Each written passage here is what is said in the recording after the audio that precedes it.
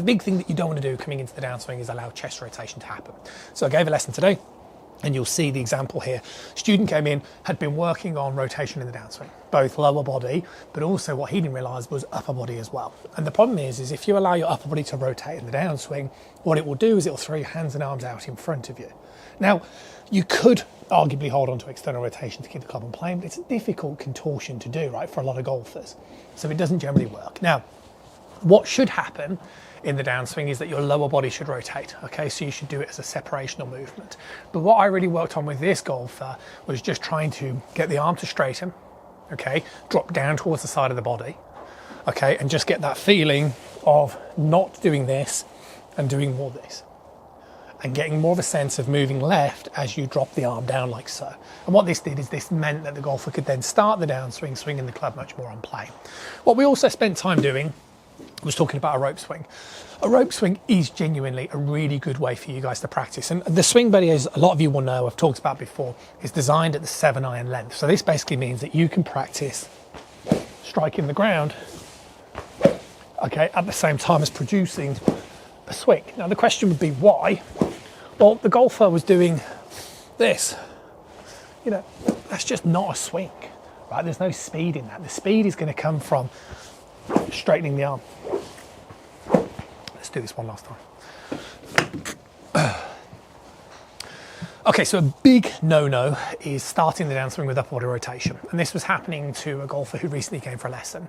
Sort of had talked about this idea that he's working on rotation because sort of felt it would help him add more speed and more power towards his swing. But really all that was happening was he was starting the downswing with lower body rotation, but also upper body rotation. And if you do this, what will happen is your hands and arms will end up working too much in front of you, and you're either going to get steep or you're going to have to produce a huge amount of external rotation to hold onto the club to the point where you're going to lose sight of a swing. Now, what I mean by swing is best illustrated and best, feedback is using a piece of rope, right? So the rope swing by Swing Buddy is designed to be the length of a 7-iron, because if you're sort of doing this, there's no swing in that, right? What a swing is that you can hear it, okay, like so. Now, what I worked on with the student was fundamentally two things. I wanted the golfer to start the downswing with much more of a consciousness of moving in towards the lead side. So more of a linear motion, not such a heavy rotational one. But the main thing that we worked on was straightening the arm. Okay, and that's what you heard with that swooshing sound of that rope. What's happening is this, boom, boom. So the club is coming in at like a 45-degree angle, boom. As you move left, okay, and it really is the combination of that you always want to start the downswing. You don't want this heavy upper body rotational led swing, because you're going to lose that sort of ability to straighten that arm, and you're going to end up swinging too much out to in and too much above plane.